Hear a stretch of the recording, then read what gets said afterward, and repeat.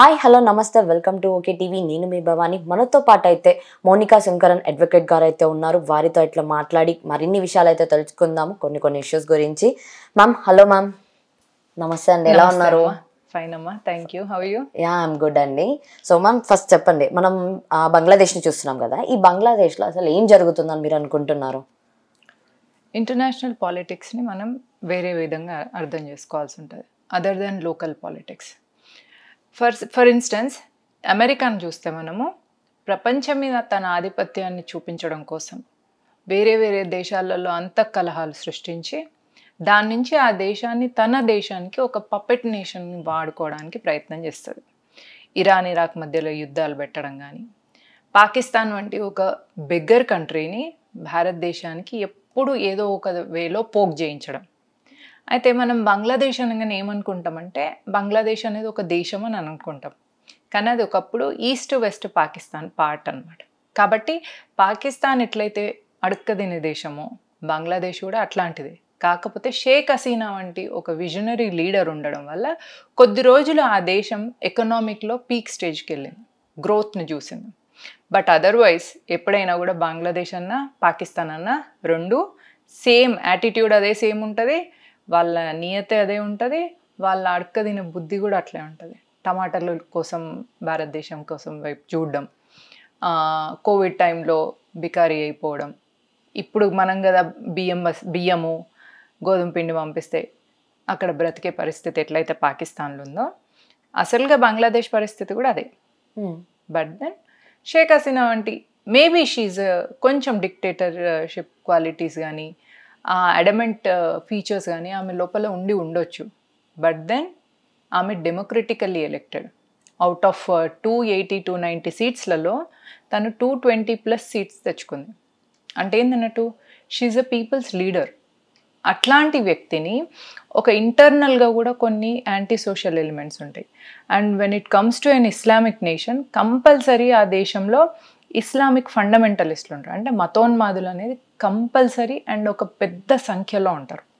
వాళ్ళందరికీ ఫండింగ్ ఇవ్వడం వల్ల జార్జ్ సోరోస్ వంటి కల్ప్రిట్స్ కానీ, ఫోర్డ్ ఫౌండేషన్ లాంటి ఆర్గనైజేషన్స్ కానీ ఫండింగ్ చేయడం వల్ల, ఆ ఫండింగ్తోనే యాంటీ సోషల్ ఎలిమెంట్స్ స్టూడెంట్స్ని కొందరిని రెచ్చగొట్టడం వల్ల మాస్ హిస్టీరియాలో ఏమైపోతుంది, సోయి ఉండదు, ఏం చేస్తున్నాం అనే సోయి లేని పరిస్థితికి వచ్చేస్తారు. దానికి తోడు మతోన్మాదం.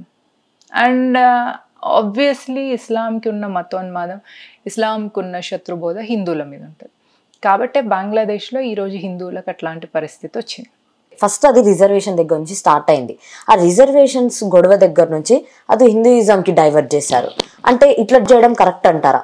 ఎందుకనంటే అది రెండు వేరే విషయాలు. రిజర్వేషన్ అనేది వేరే విషయం, అండ్ ఇక్కడ హిందూస్ అనేది వేరే విషయం.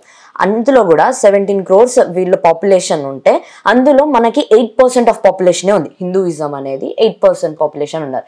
మరి అలాంటిది మొత్తం మైనారిటీ ఉన్న వాళ్ళ మీద లైక్ ఎట్లా అనంటే వాళ్ళ మీద అత్యాచారాలు చేయడము, కిడ్నాప్ చేయడము, ఆస్తి ఏదైతే ఉందో వాటిని ధ్వంసం చేయడం ఎంతవరకు కరెక్ట్ అంటారు? విచక్షణ కోల్పోయినప్పుడు, మతోన్మాదం అనేది నెత్తికెక్కిన తర్వాత ఎంతవరకు కరెక్ట్ ఎంతవరకు రాంగ్ అనే విచక్షణ ఉండదు. అండ్ ఎస్పెషల్లీ పాకిస్తాన్ లాంటి ఉన్మాదత్వంతో ఉన్న దేశాలలో అసలుకే ఉండదు. అందులో క్లియర్గా మైనారిటీగా ఉన్న వాళ్ళ పరిస్థితి ఎప్పుడైనా ఇట్లా ఉంటుందని తెలిసే భారతీయ జనతా పార్టీ నరేంద్ర మోదీ గారి నాయకత్వంలో సిటిజన్షిప్ అమెండ్మెంట్ యాక్ట్ని తీసుకొచ్చింది. యాక్చువల్గా చెప్తే citizenship amendment act Afghanistan, Bangladesh, Pakistan వంటి దేశాలే కాకుండా ప్రపంచం మొత్తం కూడా హిందువులందరికీ భారతదేశం ఒక ఇల్లుగా, వాళ్ళు ఎప్పుడు తిరిగి రావాలనుకున్నా కూడా వాళ్ళకి ఈ దేశం రెడీగా ఉంది, మీకోసం ఈ దేశ ప్రజలు ఉన్నారు, ఈ దేశం మీకోసం ఉంది అని చెప్పే ఒక భరోసాని ఇవ్వాల్సిన బాధ్యత కూడా భారతీయ జనతా పార్టీకి యాక్చువల్గా ఉంది. ఎప్పుడైనా మతోన్మాదం చెలరేగిపోయినప్పుడు, ఎస్పెషల్గా ఇస్లామిక్ మతోన్మాదం ఎట్లా ఉంటుంది అంటే, శత్రువుని ఎట్లయినా అంటే శత్రుబోధ నేర్పించడం అనేది వాళ్ళకు ఉండడం వల్ల, ఆ శత్రుబోధలో శత్రువు అనేదానికి ఒక పిక్చర్ ఉండాలి. ఆ శత్రువు అనే పిక్చర్కి ఏంటిది అంటే హిందుత్వం. ఆ హిందూ ధర్మాన్ని అనుసరించే వాళ్ళందరూ, మగవాళ్ళనైతే చిత్రహింస చేసి చంపేయడం, ఆడవాళ్ళనైతే మానభంగం చేసి అత్యాచారం చేసి క్రూరంగా చంపేయడం అనేది కామన్ అనమాట. అది మగవాళ్ళైనా ఆడవాళ్ళైనా. కాకపోతే ఇక్కడ ఆడవాళ్ళు అయ్యేసరికి ఇంకా కొంచెం శోషణ వేరేలా విధంగా ఉంటుంది. అంతే తప్ప అక్కడ ఏది కరెక్ట్ ఏది రాంగ్ అనేది ఉండదు. అండ్ ఇస్లాం ఒక ఎక్స్ట్రీమిజం క్రూయలిటీ ఎంత దూరంగా ఉంటుందంటే వాళ్ళకు హిందువులు శత్రువులుగా ఉంటారు ఎప్పటి వరకు, హిందువు ఉన్నంత వరకు. ఒకసారి హిందువులంతా తగ్గిపోయిన తర్వాత వాళ్ళకే శత్రువులు ఉంటారు. ఇప్పుడు షియా ముస్లింలు సున్నీ మసీదులకు వెళ్ళరు, సున్నీ ముస్లింలు షియా మసీదులకు వెళ్ళరు. ఎందుకంటే మాది మాత్రమే కరెక్ట్, వీళ్ళది కరెక్ట్ కాదు అనే సిద్ధాంతంలో ఉంటారు. కాబట్టి అది ఎంత నేరో మైండెడ్గా తీసుకెళ్తుంది అంటే, హిందువులు ఉన్నప్పుడు హిందువులు రాంగ్ అంటారు, తర్వాత హిందువులు మొత్తం పోయి వాళ్ళే ఉన్నారు అనుకోండి, షియాలు రాంగ్ అని సున్నీలు అంటారు, సున్నీలు రాంగ్ అని షియాలు అంటారు. సో ఇది మతంలోనే ఆ ఉన్మాదం ఉండడం వల్ల, మతంలోనే ఈ ద్వేషం అనేది ఉండడం వల్ల, మతంలోనే ఈ శత్రుత్వ భావన ఉండడం వల్ల వీళ్ళు ఏ దేశంలో ఉన్నా వీళ్ళ సంఖ్య పెరిగినప్పుడు అక్కడ ఉన్న మిగతా ప్రజలకు అనేది ప్రమాదం అనేది ఖచ్చితంగా ఉంటుంది. దీని నుంచి భారతదేశంలో ఉన్న హిందువులందరూ కూడా తమను తాము కుల ప్రాంత భాషకు అతీతంగా తమని తాము హిందువులుగా గుర్తించుకోవాలి, తమని తాము భారతీయులుగా గుర్తించుకోవాలి, అండ్ తమని తాము భారతీయ జనతా పార్టీ ఓటర్లుగా కూడా గుర్తించుకోవాలి. ఎందుకంటే మీరు రాహుల్ గాంధీ పద్ధతి చూస్తే దేశ ఎకానమీని డైల్యూట్ చేయడానికి ప్రయత్నం చేస్తుంటాడు ఒక్కోసారి. మొన్న హిడెన్బర్గ్ రిపోర్ట్ వల్ల కానీ, లేదా ప్రపంచ దేశాల ముందు భారతదేశాన్ని కించపరిచేలాంటి ప్రయత్నాలు చేయడం, ఇట్లాంటివి చేస్తుంటారు. ఎందుకంటే అంతర్గత శత్రువులు కూడా చాలా హ్యాండిల్ చేయడం కూడా చాలా ముఖ్యమైన విషయం. దీన్ని ఎవరు చేయాలి అంటే ప్రజలు చేసుకోవాలి. అందులో ఎస్పెషల్లీ హిందువులు భారతీయ జనతా పార్టీ వైపు నిలబడితేనే దేశాన్ని, ధర్మాన్ని, దేవాలయాలను రక్షించుకోగలుగుతాం. లేకపోతే బంగ్లాదేశ్ హిందువుల పరిస్థితి ఏదైతే ఉందో అది రేపు భారతదేశంలో ఎక్కడైనా కూడా జరిగే ప్రమాదం ఉంది. ఇది మనం కాశ్మీర్ ఫైల్స్లో కూడా చూసినాం. మణిపూర్ అల్లర్లు కానీ, ఢిల్లీ రైట్స్ కానీ, ఫార్మర్ ప్రొటెస్ట్ కానీ, వీటన్నిటిలో కూడా యాంటీ సోషల్ ఎలిమెంట్స్ని తీసుకొచ్చి ఆ యాంటీ సోషల్ ఎలిమెంట్స్కి ఫారెన్ నుంచి especially George Soros, Ford foundation, వీటి నుంచి అమెరికా సిఐఏ వీళ్ళు సపోర్ట్ చేయడం వల్ల ఫైనాన్షియల్గా వాళ్ళు లా అండ్ ఆర్డర్ ఇష్యూస్ని క్రియేట్ చేసి దేశంలో ఇన్వెస్ట్మెంట్స్ రాకుండా గవర్నమెంట్ మీద షేమ్ అయ్యేలాగా ఇట్లాంటి పనులు చేసి దీని నుంచి అస్థిరత్వాన్ని తీసుకొచ్చి తద్వారా ఆ గవర్నమెంట్ని దించేయడం వల్ల, ఇప్పుడు ఎట్లయితే షేక్ హసీనాని దించేసినరో ఆమెను దించేసినట్టు ఇక్కడ కూడా మోదీని దించేసి రాహుల్ గాంధీ లాంటి పప్పెట్ ప్రైమ్ మినిస్టర్ని, అమెరికా చేతుల్లో పప్పెట్ ప్రైమ్ మినిస్టర్. ఎప్పుడైనా కూడా అమెరికా ఎట్లా చూస్తుందంటే ప్రపంచంలో ఉన్న ఏ దేశం కూడా తనకంటే ఎక్కువగా ఎదగొద్దు, అది ఫైనాన్షియల్గా కానీ, ఎకనామికల్గా కానీ, లేదా నేషనలిజం వల్ల కానీ, అంటే దేశభక్తితో ఉన్నారు ప్రజలు అంటే వాళ్ళు చాలా గొప్పగా ఎదుగుతుంది ఆ దేశం. ప్రజల్లో అట్లాంటి దేశభక్తి ఉండకుండా చూడడానికి కూడా ప్రయత్నం చేస్తుంటారు ఈ యాంటీ సోషల్ ఎలిమెంట్స్. వీళ్ళ నుంచి మనం కాపాడుకోవాలంటే ఒక సిద్ధాంతం ఉన్న రాజకీయ పార్టీని ఎప్పుడు అధికారంలో ఉంచేలాగా ప్రయత్నించడమే డెమోక్రసీ యొక్క ముఖ్య ఉద్దేశం. హిందూస్ అంటే ఫస్ట్ మనకి దేవాలయాలను అంటే చాలా పవిత్రమైన ప్లేస్ అని భావిస్తాం. మరి అలాంటి ప్లేసెస్ని కూడా అక్కడ కాల్ చేయడం జరుగుతుంది. తర్వాత మనం ఆల్మోస్ట్ చూసుకున్నా కూడా ఇస్కాన్ టెంపుల్ ఏదైతే ఉందో బంగ్లాదేశ్లో చాలా వరకు దాని మీదనే ఫోకస్ చేశారు, అందరూ ఫోకస్ చేసి దాన్ని కాల్ చేశారు. అసలు అంటే వాళ్ళ మైండ్ ఎలా ఉంది అని మనం అనుకోవచ్చు. అసలు అట్లా చేయడం కరెక్టా లేకపోతే ఏంటి, అసలు కావాలని వీళ్ళు ఇలాంటి చేష్టలు చేస్తున్నారు? ఇందాక మళ్ళీ మనం డిస్కస్ చేసినట్టే ఎప్పుడైనా కూడా ఇస్లాంకి శత్రుబోధ అనేది ఉండడం వల్ల హిందూ ఆడవాళ్ళ పట్ల ఉంటుంది, హిందూ దేవాలయాల పట్ల ఉంటుంది. దీన్నే మనం ఎట్లా చెప్తామంటే జల్ జమీన్ జోరు, అంటే హిందువులు ఏదైతే నదుల పేర్లు హిందూ పేర్లు ఉన్నాయో వాటిని నేమ్ చేంజ్ చేసి సెక్యులర్గా చేయడం మన దేశంలో అయితే. అదే వేరే దేశాలలో అయితే జోరు అనగానే హిందూ మహిళల్ని వాళ్ళని అత్యాచారాలు చేసి మానభంగం చేసేసి వాళ్ళని చంపేయడం. 2. మూడోది జమీన్, దీన్ని ల్యాండ్ జిహాద్ అంటారు అనమాట. సో ఈ జిహాద్ కింద ఏం చేస్తారంటే హిందువుల ప్లేసెస్ ఆఫ్ వర్షిప్స్ని కూడా అటాక్ చేయడం. బాబర్ వచ్చేసి భారతదేశంలో రామజన్మభూమి మీద అటాక్ చేయడం కావచ్చు, కాశీ మథుర మీద అటాక్ చేయడం కావచ్చు ఔరంగజేబు, లేదా మొహమ్మద్ గజ్నీ వచ్చేసి సోమనాథ్ ఆలయాన్ని లూటీ చేసి ఆలయాన్ని ధ్వంసం చేయడం కావచ్చు. అంటే అక్కడున్న సంపదను కొల్లగొట్టడంతో పాటు ఆ ధర్మాన్ని కూడా, ధర్మానికి ఆధారమైన ఆలయాలను కూడా ధ్వంసం చేయాలి అనేది వాళ్ళ సిద్ధాంతం అన్నమాట. ఆ సిద్ధాంతానికి అనుగుణంగానే వాళ్ళు పనిచేస్తున్నారు. ఈ విషయాన్ని హిందువులు గుర్తించాలి. అయితే అక్కడ ఒక 100 మందిలో ఒక్క అబ్దుల్ కలాం ఉంటే ఇక అబ్దుల్ కలాంని పట్టుకొని 99 మంది అజ్మల్ కసాబ్లను ఇగ్నోర్ చేయడం ఎంత మూర్ఖత్వమో ఇది కూడా అంతే మూర్ఖత్వం. ఇప్పటికైనా హిందూ మేల్కొని కుల ప్రాంత భాషకు అతీతంగా తమని తాము హిందువులుగా గుర్తించి, తమను తాము భారతీయ పౌరులుగా గుర్తించి, తమను తాము ఈ దేవాలయ రక్షకులుగా గుర్తించుకొని ఏ పొలిటికల్ పార్టీ అయితే వీటన్నిటి కోసం నిలబడుతుందో, for instance Bharatiya Janata party వీటన్నిటికీ కమిటెడ్గా నిలబడుతుంది. అదే మీరు కాంగ్రెస్ ప్రభుత్వం చూస్తే మైనారిటీ అపీజ్మెంట్లో ఎక్స్పర్ట్. అట్లా వీళ్ళు మైనారిటీ అపీజ్మెంట్ చేసినప్పుడు వాళ్ళకి ప్యాంపరింగ్ ఎంత నెత్తి మీదకి ఎక్కుతుందంటే ఇట్లాంటి ఉన్మాదం చేయడానికి వాళ్ళకు ఆప్షన్స్ ఇస్తుంది. మనం తెలంగాణలో కూడా చూసినాం. కాంగ్రెస్ గవర్నమెంట్ వచ్చిన వెంటనే చెంగిచెర్లలో హిందూ ఆడవాళ్ళ మీద ముస్లిం మగవాళ్ళందరూ కలిసి దాడి చేసిండ్రు. ఎందుకు చేసిండ్రు? ఎందుకంటే వాళ్ళకి తెలుసు కాంగ్రెస్ ప్రభుత్వం వాళ్ళని కాపాడుతుంది అని. ఇదే మనం చూడండి, కాంగ్రెస్ ఉన్నప్పుడే ట్రిపుల్ తలాక్ బ్యాన్ చేయమని సుప్రీంకోర్టు చెప్పినా కూడా ఇగ్నోర్ చేసి ట్రిపుల్ తలాక్ని అట్లనే కంటిన్యూ చేసిండు. కాంగ్రెస్ ఉన్నప్పుడే వక్ఫ్ బోర్డు అనే ఒక దుర్మార్గమైన చట్టం వచ్చింది. మీ ఇల్లును కూడా వక్ఫ్ బోర్డు నాది అని క్లెయిమ్ చేసుకున్నదంటే మీ ఇల్లు వాళ్ళదైపోతుంది. మీరు వెళ్ళి ఆ ట్రైబ్యునల్లో మీరు నాది ఇల్లు అని ప్రూవ్ చేసుకోవాలంటే అక్కడ ఒక ఎంపీ ముస్లిం ఉంటాడు, ఒక ఎమ్మెల్యే ముస్లిం ఉంటాడు, అక్కడ ఒక ఐఏఎస్ ఆఫీసర్ ముస్లిం ఉంటాడు, అక్కడ ఒక స్కాలర్ ముస్లిం ఉంటాడు, అక్కడ ఒక ముతావల్లి ముస్లిం ఉంటాడు. మీరు ఎవరికి పోయి కన్విన్స్ చేయగలుగుతారు? అండ్ వెరీ క్లియర్గా అక్కడ శత్రుబోధ ఉండడం వల్ల మీ ప్రాపర్టీ కూడా వాళ్ళకి వెళ్ళిపోతుంది. ఇదే ల్యాండ్ జిహాద్. పాకిస్తాన్ మొత్తం ల్యాండ్ ఏరియా ఎంత ఉందో భారతదేశంలో వక్ఫ్ బోర్డు కింద కూడా అంత ఏరియా ఉంది. అంటే ఒక మినీ పాకిస్తాన్ వక్ఫ్ బోర్డు పేరు మీద భారతదేశంలో నడుస్తుంది. ఆ వక్ఫ్ బోర్డు భారతదేశంలో ఇంత ల్యాండ్ జిహాద్ చేయడానికి కారణం కాంగ్రెస్ పార్టీ. కాంగ్రెస్ పార్టీని కాంగ్రెస్ పార్టీ అనదు, కాంగ్రెస్ పార్టీ అనాలి. ఎందుకంటే ఖాన్లకు ముల్లాలకు సపోర్ట్గా ఉండే పార్టీ కాంగ్రెస్ పార్టీ. పోనీ కాంగ్రెస్ పార్టీ కాంగ్రెస్గా మైనారిటీ అపీజ్మెంట్ చేస్తుంటే భారతీయ జనతా పార్టీ హిందువుల కోసం చేస్తుందా అంటే అట్లా కూడా లేదు. భారతీయ జనతా పార్టీ సబ్కా సాత్ సబ్కా వికాస్ సబ్కా విశ్వాస్ అనే ఉద్దేశంతోనే వెళ్తుంది. ఎందుకంటే మన మత సిద్ధాంతంలో ఎప్పుడు కూడా మన మతాన్ని అనుసరించని వాడిని శత్రువుగా చూడడం అనేది మనకు నేర్పించలేదు. శత్రుబోధ అనేది ఒక హిందువుకి తెలియదు. హిందూ ధర్మంలో లేదు, హిందూ శాస్త్రంలో లేదు, హిందూ వేదాల్లో లేదు, హిందూ సంస్కృతి లేదు, హిందూ సమాజంలో కూడా లేదు. కాబట్టి మనం శత్రుబోధను నేర్పించాం కాబట్టి మనకు అట్లాంటి ఆలోచనలు రావు. ఇలాంటి గొప్ప సంస్కృతితో ఉన్న భారతీయ జనతా పార్టీ అదే హిందుత్వ సిద్ధాంతాన్ని ఫాలో అవుతుంది. కాబట్టి ప్రజలు గుడ్డిగా భారతీయ జనతా పార్టీని నమ్మిన రోజు వరకు లా అండ్ ఆర్డర్ సేఫ్గా ఉంటుంది, వాళ్ళ జీవితాలు కూడా సేఫ్గా ఉంటాయి. ఎప్పుడైతే మీరు భారతీయ జనతా పార్టీని ప్రశ్నిస్తారో, భారతీయ జనతా పార్టీ మీదనే మీకు అపనమ్మకం ఉంటుందో అప్పుడు బంగ్లాదేశ్ లాంటి పరిస్థితి భారతదేశంలో వచ్చినా కూడా ఆశ్చర్యపోవాల్సిన అవసరం లేదు. ఓకే.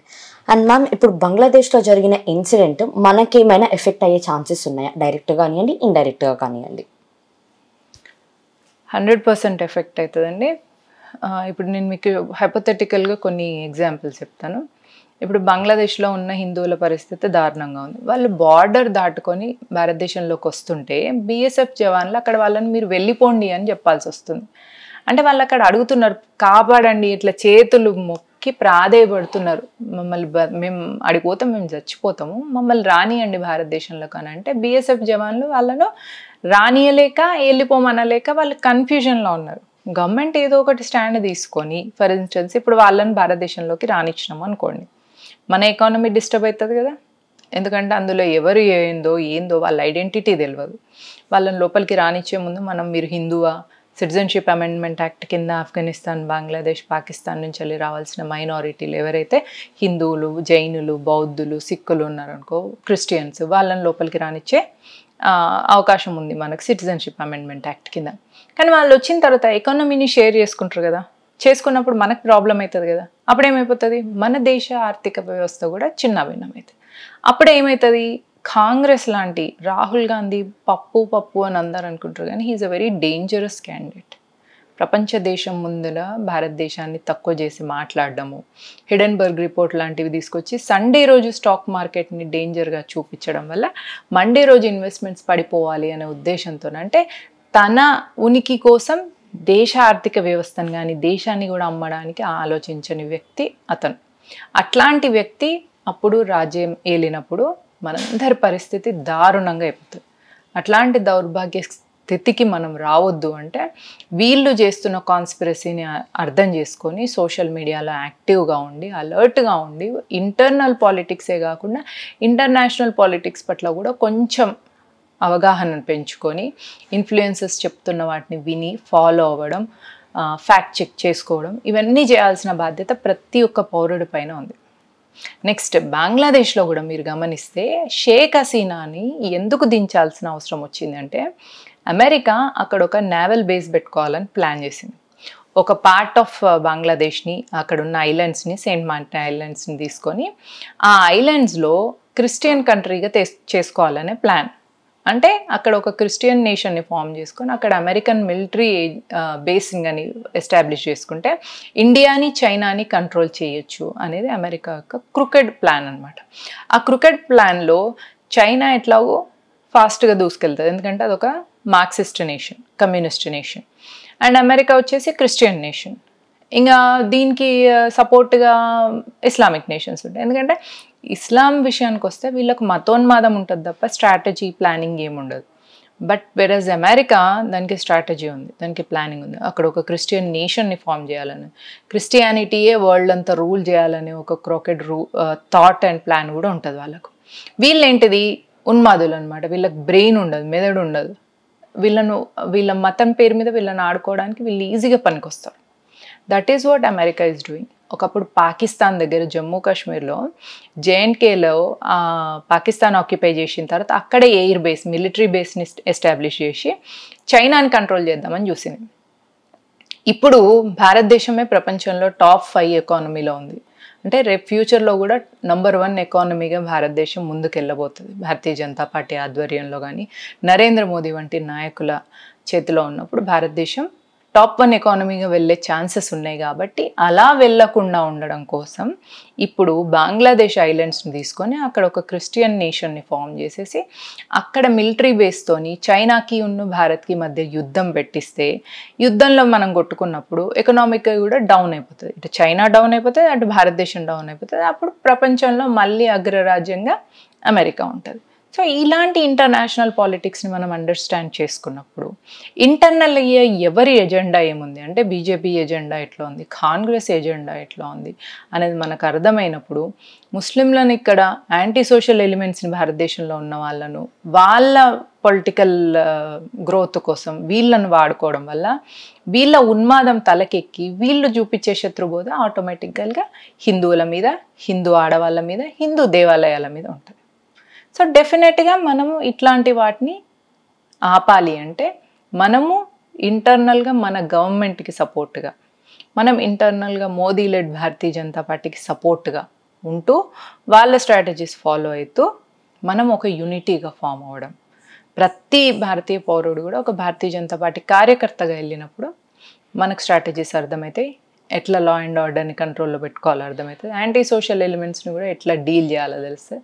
యాంటీ సోషల్ ఎలిమెంట్స్ విర్రవీగినప్పుడు ఆ మతోన్మాదం వాళ్ళ నెత్తికెక్కినప్పుడు మాస్ హిస్టీరియాగా అది కన్వర్ట్ కాకుండా మనము ఎట్లా మనం బ్యాలెన్స్గా ఉండాలి అనేది మనకు తెలుస్తుంది. ఇప్పుడు యూనిటీ అని అన్నారు కదా, ఈ యూనిటీ అయితే ఇప్పుడు బంగ్లాదేశ్లో అందరూ హిందూస్ కలిసి వాళ్ళు రోడ్డు మీదకి అయితే వస్తున్నారు కదా, మరి ఇప్పుడు ఖచ్చితంగా వాళ్ళు మనకు ఒక సేఫ్టీ ప్రికాషన్స్ అని ఇవ్వగలుగుతారా? ఎందుకంటే ప్రజెంట్ ఇప్పుడు అక్కడ గవర్నమెంట్ ఫామ్ చేసింది కూడా నోబుల్ పీస్ ఏదైతే ఉందో ఆ గ్రహీత మొహమ్మద్ ఎవరైతే ఉన్నారో ఆయన ఇప్పుడు ఫామ్ చేశారు. మరి ఆయన ఇప్పుడు చూసుకుంటారా పీస్ఫుల్గా, లైక్ ఎట్లా అనంటే శాంతి భద్రతతో ఏర్పాటు చేయగలుగుతారా గవర్నమెంట్ని? మొహమ్మద్ యూనిస్ని ఇప్పుడు అక్కడ ఇంటర్మ్ పిఎంగా పెట్టుకున్నారు. కనీసం అక్కడ అనౌన్స్మెంట్స్ ఇస్తున్నాడు కానీ మిలిటరీని దించి యాంటీ సోషల్ ఎలిమెంట్స్ని కానీ మతోన్మాదులను కానీ పట్టుకునే కెపాసిటీ లేదా? గాంత చాతగాని వ్యక్తిని ప్రైమ్ మినిస్టర్గా పెట్టి అతని నుంచి మనం ఏం ఎక్స్పెక్ట్ చేయగలం? అక్కడ ఉన్న హిందువులు యునైటెడ్గా ఉండి ప్రతి ఒక్కరు కత్తి చేత పట్టుకొని తిరగడం తప్ప వేరే ఆప్షన్ లేదు. వాళ్ళు మన మీదకి వచ్చినప్పుడు చేతులు ఖాళీ ఉండి వచ్చిన దానికంటే వాళ్ళల్లో ఒకరిని నరికి మనం కూడా పోయింది బెటర్ అనే ఆప్షన్తో, అనే ఉద్దేశంతో అక్కడ ఉన్న హిందువులు ఉండాలి. లేదా తట్టా బుట్ట సర్దుకొని దేశం వదిలేసి వెళ్ళిపోవాలి. ఇప్పుడు పరిస్థితి ఏంది, వాళ్ళు భారతదేశంలోకి వస్తా అంటే ఇంత సడన్గా రానియడానికి తెలియదు కదా. అందుకనే మనం సిఏఏ తీసుకొచ్చినాం. ఎందుకంటే ఈ 3 దేశాలు ఎప్పుడు అస్థిరంగా ఉంటాయని మనకు తెలుసు. ఎందుకంటే ఈ దేశాలని ఆ ఉన్మాదత్వంలోకి నెట్టడానికి ప్రయత్నం చేసింది బ్రిటిష్ క్రిస్టియన్ మిషనరీ అయితే, వీటిని ఉన్మాదులుగా తయారు చేస్తూ ఆ ఉన్మాదత్వాన్ని పెంచి పోషిస్తుంది బ్రిటిష్ మిషనరీ. అమెరికా అంటే కూడా అందరు చాలామంది America is not Christian, America is not British అనుకుంటారు. But America is British colony. చాలామందికి హిస్టరీ తెలియక అట్లా మాట్లాడతారు. అప్పుడు ఎట్లయితే ఈ 3 దేశాలని భారతదేశం నుంచి విడగొట్టినరో, బ్రిటిష్ టైంలోనే ఈ 3 దేశాలు మన నుంచి విడిపోయినాయి ఇస్లాం కింద. అదే ఇప్పుడు అమెరికా వాటిని పెంచి పోషించి వాటి ద్వారా భారతదేశాన్ని ఎట్లా అటాక్ చేయాలా, కశ్మీర్ని భారత్ నుంచి విడగొట్టి ఎట్లా భారతదేశాన్ని ముక్కలు చేయాలా అని. ఇప్పుడు బంగ్లాదేశ్ పైన కూడా అటు సైడ్ ఉన్నదాన్ని నార్త్ ఈస్ట్ని మనం చికెన్ నెక్ కారిడార్ అంటారు. దాన్ని కూడా భారతదేశం నుంచి కట్ చేయడం వల్ల అక్కడ క్రిస్టియన్ మెజారిటీని పెంచి, నాగాలాండ్ కానీ ఆ ఏరియాలలో మీరు చూస్తే క్రిస్టియన్ పాపులేషన్ ఎక్కువ ఉంటుంది. హిందూస్ అందరినీ క్రిస్టియానిటీ కన్వర్ట్ చేస్తున్నారు. అంటే అక్కడ మిషనరీ వర్క్స్ నడుస్తున్నాయి. ఆ చోట కూడా దాన్ని కూడా భారతదేశానికి వ్యతిరేకంగా తయారు చేయడం వల్ల, అట్లాంటి యాక్టివిటీస్ వల్ల మణిపూర్ వైలెన్స్ అనేది వచ్చింది. అసలైతే అక్కడ మణిపూర్ వైలెన్స్లో ఆ కుకేలకు కానీ ఆ మణిపూర్లో ఉండే వాళ్ళకి కానీ భారతీయ మూలాలే ఉంటాయి. వాళ్ళకి మతం మార్చి, డబ్బులు ఇచ్చి మతం మార్చి వాళ్ళను మళ్ళీ భారతదేశానికి వ్యతిరేకులుగా తయారు చేయడం ఇదనమాట. సో ఇక్కడ మల్టిపుల్ శత్రువులు ఉన్నారు మనకు. ఒకటి ముల్లా పేరు మీద ఉన్నారు, ఒకటి మిషనరీ పేరు మీద ఉన్నారు, ఇంకోటి మార్క్సిస్ట్ పేరు మీద. ఇంతమంది శత్రువుల్ని తట్టుకుంటూ, ఇంతమంది శత్రువులకు ఒక పొలిటికల్ పార్టీ స్ట్రాంగ్గా ఉండి, నేషనలిస్ట్ మోదీ వంటి ఒక దేశభక్తుడు, ఒక విజనరీ లీడర్, దేశాన్ని ప్రపంచం ముందట అగ్రగామిగా నిలబెట్టాలని ఆలోచించే ఒక గొప్ప లీడర్ మనకు ప్రధానిగా ఉన్నందుకు మనము సంతోషించాలి. ఎట్ ద సేమ్ టైం ఆయనకు మనం సపోర్ట్ ఇవ్వాలి. మనం మొన్న ఎంపీ ఎలక్షన్స్ అప్పుడు భారతదేశంలో ఉన్న హిందువులందరూ ఆలోచించుకోవాలి, ఎంత దారుణంగా బాధ పెట్టిండ్రు భారతీయ జనతా పార్టీ నాయకుల్ని అని ప్రజలందరూ గుర్తించాలి. అట్లా గుర్తించి గమనించి తమ తప్పును తెలుసుకున్నప్పుడు, అఫ్కోర్స్ పార్టీలో కూడా కొన్ని లూప్ హోల్స్ ఉండొచ్చు. ఎందుకంటే ఇంత పెద్ద పార్టీని నడపాలి అన్నప్పుడు కూడా దానికి సంబంధించి ఎంతో స్ట్రాటజీస్ ఉంటాయి, ఎన్నో ప్లాన్స్ ఉంటాయి, ఎంతో ఎజెండాస్ ఉంటాయి. సో అవి కూడా చూసుకొని ఉండాలి. బట్ దెన్ ప్రజలకు కూడా విశ్వాసం ఉండాలి. ఎట్లా అంటే ఇప్పుడు ఒక తల్లి ఇతను మీకు తండ్రి అని చెప్పినప్పుడు పిల్లలు అతన్ని నాన్న అని పిలుస్తారు. అంత శ్రద్ధ భక్తి ప్రజలకు భారతీయ జనతా పార్టీ పైన ఉంటేనే మనం ఈ దేశాన్ని కాపాడుకోగలం. సెకండరీ దేశం పక్కకు మీరు కూడా బంగ్లాదేశ్ లాగా మీ పరిస్థితి అవ్వద్దు అనుకుంటే బీజేపీ మాత్రమే మిమ్మల్ని సేఫ్ గార్డ్ చేయగలదు. కాంగ్రెస్ కానీ అధికారంలోకి, ఐఎన్డిఏ కూటమి అమంగళం వస్తే ఈ పార్టీకి అసలు కోవిడ్ అప్పుడే మన పరిస్థితి దారుణంగా అయిపోయేది. నేషనల్ ఎకానమీ ఇంత ఫాస్ట్గా ఉండేది కాదు. డిజిటల్ ఇండియా అనేది మనకు ఉండేదే కాదు. ప్రతి ఒక్కరికి స్మార్ట్ ఫోన్ అనేది ఉండేది కాదు. 10 రూపాయలు పచ్చిమిరపకాయలు కొనుక్కొని కూడా మనం ఆ 10 రూపాయలు డిజిటల్ పేమెంట్ చేయగలుగుతున్నాం ఆల్రెడీ.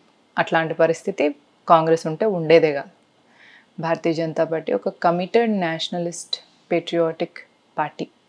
దానికి సపోర్ట్గా ఉండడం వల్లనే మీ సేఫ్టీ ఉంటుంది, దానిలోనే మీ రక్షణ ఉంటుంది, దానిలోనే మీ పిల్లలకు భవిష్యత్తు ఉంటుంది, దానిలోనే మీ ఆస్తులకు కూడా రక్షణ అనేది కూడా ఉంటుంది.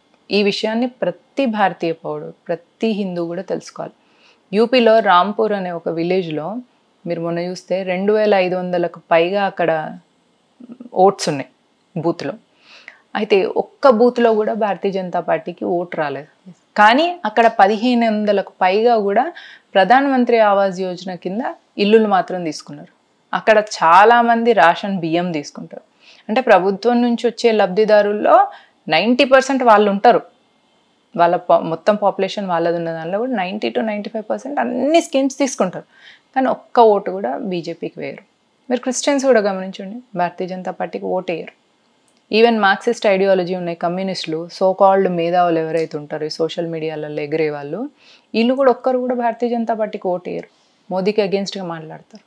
సో భారతదేశంలో మార్క్సిస్ట్ ఐడియాలజీ యాంటీ బీజేపీయే, భారతదేశంలో ముల్లాలు యాంటీ బీజేపీయే, భారతదేశంలో పాస్టర్లు మిషనరీలు కూడా యాంటీ బీజేపీయే. మరి ఇంకా హిందువులు కూడా ప్రో బీజేపీ లేకపోతే ఇంకెవరు ప్రో బీజేపీ ఉంటారు? Then BJP is working for nation, BJP is working for Hindutva. BJP is working for this civilization. BJP is working for the temples of this civilization. దేశం గురించి, ధర్మం గురించి, దేవాలయాల రక్షణ గురించి పనిచేసిన భారతీయ జనతా పార్టీకి మద్దతు ఇవ్వాల్సింది ప్రతి హిందూ. తనను తాను భారతీయుడిగా గుర్తించిన ప్రతి హిందూ, తనను తాను హిందూగా గుర్తించిన ప్రతి వ్యక్తి. When you support BJP, Bangladesh లాంటి పరిస్థితి భారతదేశంలో కాకుండా కాపాడుకోవచ్చు. తెలంగాణలో ఏం జరుగుతుంది ఏంటి అన్నా కూడా ఒకటి ఏంటిది అని అంటే, ఫస్ట్ మనకి యూనియన్ నుంచి బడ్జెట్ అయితే రాలేదు, 0 బడ్జెట్ అంటున్నారు. మరి అలాంటిది బీజేపీ మనకి ఇక్కడ ఏం చెయ్యలేకపోయింది అని చెప్పి అయితే అందరు బాధపడుతున్నారు. మరి దీనికి ఆన్సర్ ఏంటి? మరి ప్రతి రాష్ట్రం కేంద్రానికి ఎంత పర్సంటేజ్ ఇస్తుందండి, అది depending upon the GDP, depending upon the revenue that state incurs. దాని నుంచి ఏం చేస్తుంది సెంటర్, మళ్ళీ ఏ ఏ రాష్ట్రాలలో అవసరము ఎంతవరకు ఉన్నది అన్న దాన్ని బట్టి దాన్ని డివైడ్ చేస్తుంది అనమాట. ఫర్ ఇన్స్టెన్స్ ఇప్పుడు ముంబై నుంచి కానీ, గుజరాత్ నుంచి కానీ, అంటే మహారాష్ట్ర నుంచి కానీ, గుజరాత్ నుంచి కానీ ఎక్కువ ఇన్కమ్ తీసుకుంటుంది సెంటర్, కానీ అక్కడ తక్కువ ఇస్తుంది, చాలా తక్కువ ఇస్తుంది. మీరు రేషియో కూడా చూడండి, ఒకవేళ 9%, 9.8 కానీ మహారాష్ట్ర నుంచి తీసుకుంటే దానికి తిరిగి ఇచ్చేది 4 or 5 ఉంటుంది, 5 రూపీస్ ఆర్ 4. సింపుల్గా నేను మీకు ఒక ఎగ్జాంపుల్గా చెప్తాను. ఫర్ ఇన్స్టెన్స్ ఇప్పుడు మహారాష్ట్ర నుంచి వెళ్ళి 10 రూపీస్ తీసుకుంది అనుకోండి కేంద్రం, తిరిగి దానికి 4 రూపీసే ఇస్తుంది. ఎందుకంటే అది ఎకనామికల్లీ స్ట్రాంగెస్ట్ స్టేట్, దాని నుంచి తీసుకుంటుంది కానీ తిరిగి ఇవ్వదు. మరి మిగతా 6 రూపాయలు ఎవరికి ఇస్తుంది? బీహార్ లాంటి, ఒరిస్సా లాంటి రాష్ట్రాలకు ఇస్తుంది. సో డివిజన్ అనేది ఎట్లా ఉంటుంది కేంద్రం నుంచి అంటే, ఫర్ ఇన్స్టెన్స్ ఇప్పుడు ఒక తల్లికి 4 కొడుకులు ఉన్నారు అనుకోండి, ఒకతను 1000, ఒకతను 10,000, ఒకతను 500 అట్లా సంపాదిస్తున్నాడు అనుకోండి. వాళ్ళు ఎంత సంపాదిస్తున్నారు అన్న దాన్ని బట్టి తిండి పెడితే అందరికీ సమానంగా పెడుతుందా? అందరికీ సమానం. Exactly in the same way a committed nation, a committed political party Bharatiya Janata party. కాబట్టి భారతీయ జనతా పార్టీ అనే కాదు, మన సిస్టమ్ అట్లా ఉంది, మన కాన్స్టిట్యూషన్లో డివిజన్ ఆఫ్ ఫైనాన్సెస్ అట్లా ఉన్నది. నెక్స్ట్, తెలంగాణ డబ్బులు ఇచ్చింది కానీ తెలంగాణకు కేంద్రం ఏమి ఇవ్వలేదు అంటే, దేశ రక్షణ ఎవరు చేస్తున్నారు? మనం ఇచ్చే డబ్బులతోని ఆర్మీ ఫండ్స్కి వెళ్తాయి, నేవీకి వెళ్తుంది, ఎయిర్ బేస్, మిలిటరీ, ఇవన్నీ కూడా చూసుకోవాలి కదా. రక్షణ వ్యవస్థను చూసుకోవాల్సి వస్తుంది. మనకేమైనా ఆర్మ్స్ అవసరం ఉన్నప్పుడు వాటిని పర్చేస్ చేయాల్సిన అవసరం ఉంటుంది. ఇవన్నీ మేనేజ్ చేయాల్సిన బాధ్యత కూడా కేంద్రం మీద ఉంటుంది. ఫర్ ఇన్స్టెన్స్ కోవిడ్ అప్పుడు అందరికీ వ్యాక్సిన్ ఫ్రీగా వచ్చింది కదా, భారతదేశంలో ప్రతి ఒక్క పౌరుడికి ఫ్రీ వ్యాక్సిన్ ఇచ్చి, అప్పుడు తెలంగాణ వాళ్ళకు 100 రూపాయలు అని చెప్పి పెట్టలే కదా. మరి ఇట్లాంటి మూర్ఖపు మాటలు కాంగ్రెస్ మాడుతుంది. కాంగ్రెస్కి ఎప్పుడు ఏముంటుందంటే, హిందువులని కులం పేరు మీద, ప్రాంతం పేరు మీద, భాష పేరు మీద విడదీయడం అనేది దాని ఎజెండా. అందుకే చూడండి, కులగణన గురించి రాహుల్ గాంధీ మాట్లాడతాడు. రాహుల్ గాంధీ ఏం కులం అని అడిగితే చెప్పడు, ఎందుకంటే మిషనరీ బ్యాచ్. తను క్రిస్టియన్ అని చెప్పుకోవడానికి కూడా దమ్ము లేదు వాళ్ళకు. ఇటలీ మాత కాన్ఫిడెంట్గా చెప్పొచ్చు కదా తను ఈ కులం లో నుంచి వచ్చింది, సరే ఇటలీ నుంచి వచ్చింది, క్రిస్టియన్ తెలిసిపోతుంది కదా. మరి పిల్లలు హిందువులా అయితే ఏ కులం? క్లారిటీగా చెప్పాలి కదా, చెప్పరు. ఎందుకు? వాళ్ళ ఇంటెన్షన్ హిందువులను కులాల ఆధారంగా విడదీయాలి, వాళ్ళ ఇంటెన్షన్ హిందువులను ప్రాంత ఆధారంగా విడదీయాలి. అంటే మాది తెలంగాణ, నీకు తెలంగాణనా, నీ పాస్పోర్ట్ మీద తెలంగాణ అని ఉంటుందా? భారతీయుడు అని ఉంటుంది. So think in terms of nation, think in terms of dharma, think in terms of civilization. Civilization గురించి మాట్లాడినప్పుడు నీకు నా భాష గొప్పది, హిందీ భాష నేను ఎందుకు మాట్లాడాలి? దక్షిణ భారతదేశంలో అదే ప్రాబ్లం. దక్షిణ భారతదేశం అనొద్దు మనం, we are not South Indians, we are Indians from southern part of India. So సౌత్లో ఉంటున్న మనము, భారతదేశంలో ఉన్న భాషలన్నీ కూడా సంస్కృతం నుంచి వచ్చినాయి. కాబట్టి ఆ సంస్కృత భాష నుంచి వచ్చిన అన్ని భాషలు కూడా మనమే అని అనుకోవాలి. నీకు మాట్లాడ రాలేదనుకో హిందీలో, అందరికీ అన్ని భాషలు రాకపోవచ్చు, మల్టిపుల్ లాంగ్వేజెస్ నేర్చుకోవడం కూడా ఒక టాలెంట్. అది లేదనుకో it's okay, but don't hate that language, you don't have to hate it, right? అట్లా. సో హిందీని కానీ, కన్నడని కానీ, గుజరాతీని కానీ, బెంగాలీని కానీ దేన్నైనా హేట్ చేయాల్సిన అవసరం లేదు. ఎందుకంటే ఇవన్నీ మన దేవనాగరి లిపి నుంచి వచ్చిన భాషలు ఇవి. ఇంగ్లీష్ మాట్లాడడానికి అయితే లేదు, ఇంగ్లీష్ మాట్లాడడంలో ప్రౌడ్గా ఫీల్ అయిపోతాం. బ్రిటిష్ వాడు మన దేశాన్ని లూటీ చేసిపోయిన భాష నీకు ప్రౌడ్, మన దేశంలోనే మన దేవనాగరి లిపి నుంచి వచ్చిన వేరే భాష అంటే నీకు చులకన. ఈ థాట్, ఈ మైండ్ సెట్ నుంచి వెళ్ళి హిందువులు బయటికి రావాలి. కాంగ్రెస్ చేయాలని చూసే కుల ప్రాంత భాష ఆధారంగా మనల్ని విడదీయాలని చూసే ఈ ఎజెండాని మనం అర్థం చేసుకున్నప్పుడు మనము ఇట్లాంటి చీప్ పొలిటికల్ నేరేటివ్స్ నుంచి బయటకు వస్తాం. తెలంగాణకి కేంద్రం ఏమి ఇచ్చింది? నరేంద్ర మోదీ తెలంగాణకి ప్రధాని కాదు, మొత్తం భారతదేశానికి ప్రధాని. రేవంత్ రెడ్డి ఓన్లీ తెలంగాణకి చీఫ్ మినిస్టర్. తెలంగాణ దాటిపోతే రేవంత్ రెడ్డి ఎవరికి తెలియని కూడా తెలియదు. ఇది వీళ్ళ కేపబిలిటీ. దీనికి వీళ్ళు నరేంద్ర మోదీని అనే నైతిక అర్హత లేదు, వీళ్ళ మాటలకు వాల్యూ కూడా లేదు. కాకపోతే మోదీని అన్నప్పుడల్లా వీళ్ళ మాటకు నలుగురు వింటారు కాబట్టి వీళ్ళు ఊకే ఆయన ఆడిపోసుకుంటూ ఉంటారు అనమాట. ఈ వెస్ట్ బెంగాల్లో అయితే రీసెంట్గా ఒక ఇన్సిడెంట్ జరిగింది. జూనియర్ డాక్టర్ ఎవరైతే ఉన్నారో ఆమెని రేప్ చేసి చంపడం జరిగింది. మరి దీని గురించి అసలు ఏంటి అని మీరేమనుకుంటున్నారు? ఎందుకంటే వెస్ట్ బెంగాల్లో మమతా బెనర్జీ గారు అయితే తొందరగా రెస్పాండ్ అయ్యి రియాక్ట్ అవుతున్నారు. So what do you say about this? West బెంగాల్లో లా అండ్ ఆర్డర్ ఇష్యూస్ కానీ, మహిళలకు సురక్ష లేకపోవడం కానీ, ఇది ఒక్క విషయమే కాదండి. సందేశ్ ఖాళీ ఇన్సిడెంట్లో అయినా కూడా అక్కడ ఉన్న వేరే ఎమ్మెల్యేస్ ఎవరైతే ఆ ఉన్మాద ఎమ్మెల్యేస్ ఉన్నారో, ఆ జేసీపీ తేజ్ అతను ఎవరైతే ఉన్నారో, వీళ్ళందరూ కూడా ఎప్పుడైతే అపైజ్మెంట్ గవర్నమెంట్ వస్తుందో, ఇప్పుడు మమతా బెనర్జీ కూడా చేసింది అదే, మైనారిటీ అపైజ్మెంట్ని తలకెక్కించుకున్నది. అందుకే చూడండి, ఆమె కంటెస్ట్ చేసినప్పుడు ఎలక్షన్స్ అప్పుడు అభ్యర్థులు మ్యాక్సిమం ముస్లిమ్స్ ఉంటున్నారు. మరి అక్కడ హిందువులు లేరా? అయినా కూడా ముస్లిమ్స్ ఉన్నారు. సందేశ్ ఖాళీ ఇన్సిడెంట్ చూడండి, ఆ విషయంగా మౌనంగా ఉన్నది. ఎంతమంది అక్కడ ఆడవాళ్ళ మీద అత్యాచారాలు జరిగినాయి, ఎంతమంది హిందువుల ల్యాండ్స్ గ్రాబ్ చేసిండ్రు. ఎవరు? ముస్లిం పొలిటీషియన్స్, ముస్లిం ఎమ్మెల్యేస్. సో వీళ్ళు ఉన్నప్పుడు ఏమైపోతుందంటే న్యాచురల్గా ఉన్మాదం పెరుగుతుంది. ఆ వెస్ట్ బెంగాల్ ఇన్సిడెంట్లో కూడా మీరు చూడండి, ఆ జేసీబీ తాజ్మహల్ ఇక్కడ మహిళను రోడ్డు మీద కొడుతుంటే, అంటే లా అండ్ ఆర్డర్ని తన చేతిలోకి తీసుకొని అట్లా కొడుతుంటే, ఆ ఏరియా ఎమ్మెల్యే ఏం చెప్తున్నాడు రెహమాన్, ముస్లిం రాష్ట్రంలో ఇట్లాంటివి సహజమట. ముస్లిం రాష్ట్రం ఎప్పుడైంది వెస్ట్ బెంగాల్? అక్కడ షరియా చట్టం ఎప్పటి నుంచి మొదలుపెట్టిండ్రు? భారతదేశంలో భాగమే కదా. అంటే ఏంటిది అంటే, ఒక్కసారి వాళ్ళు మెజారిటీగా రాగానే ఆ రాష్ట్రాన్ని హిందువుగా, భారతదేశంలో భాగంగా గుర్తించరనమాట. దీన్ని ఎక్కువ అయిపోతే ఏమైపోతుందంటే, ఆ రాష్ట్రంలో ఉన్న హిందువుల మీద దౌర్జన్యాలు జరుగుతాయి. హిందూ ఆలయాలను ధ్వంసం చేయడం, హిందూ మహిళల మీద దౌర్జన్యాలు చేయడం, హిందువుల భూములను కబ్జా చేయడం, ఇవన్నీ చేస్తుంటారు అనమాట. ఇవన్నీ జరగొద్దు అంటే హిందువులంతా ఎట్ అగైన్ నేను చెప్తున్నాను, మనకు వేరే ఆప్షన్ లేదు ఒకటి. రెండోది, మనకున్నది best option, that is Bharatiya Janata party. ఎప్పటి వరకైతే భారతీయ జనతా పార్టీ అధికారంలో ఉంటుందో, పవర్లో కూడా స్ట్రాంగ్గా ఉంటుందో, అప్పటి వరకు హిందువులు సేఫ్గా ఉంటారు. లేని పక్షంలో ఇట్లాంటి యాంటీ సోషల్ ఎలిమెంట్స్ పెరుగుతూనే ఉంటారు. నేను అదే చెప్తున్నా, కాంగ్రెస్ కూడా తెలంగాణలో గవర్నమెంట్లోకి వచ్చినాక చెంగిచెర్లలో హిందూ మహిళల్ని ముస్లిం మగవాళ్ళు కొట్టిండ్రు. ఎట్లా కొడతారండి మగవాళ్ళు? అంటే ఏంది, వాళ్ళని ఇంకొద్ది రోజులు అట్లనే వదిలేస్తే నెక్స్ట్ టైం ఆ మహిళల మీద అత్యాచారాలు చేస్తారు, దౌర్జన్యాలు చేస్తారు, చంపేస్తారు. ఇంకొక కశ్మీర్ ఫైల్స్ లాగా చెంగిచెర్ల ఫైల్స్ అయ్యేది. ఇది కాంగ్రెస్ వంటి ప్రభుత్వం కానీ, లేదా రీజనల్ పార్టీస్ ఏవైనా కానీ మైనారిటీ అపీస్మెంట్ని చేసినాయి అంటే వాళ్ళ లోపల ఉన్మాదాన్ని వీళ్ళే పెంచుతున్నట్టు. అంటే పాముకు పాలు పోసినట్టు అవుతుంది. పాము పాలు తాగదు, బట్ దెన్ పాయింట్ ఎట్లుంటుందంటే, ఉన్మాదుడికి సపోర్ట్ ఇవ్వడం వల్ల ఉన్మాదం ఇంకెక్కువ అవుతుంది. దాంతో సఫర్ అయ్యేది ఎవరు? హిందూ మహిళలు, హిందూ మగవాళ్ళు, హిందూ పిల్లలు, హిందూ దేవాలయాలు, హిందువుల ఆస్తులు.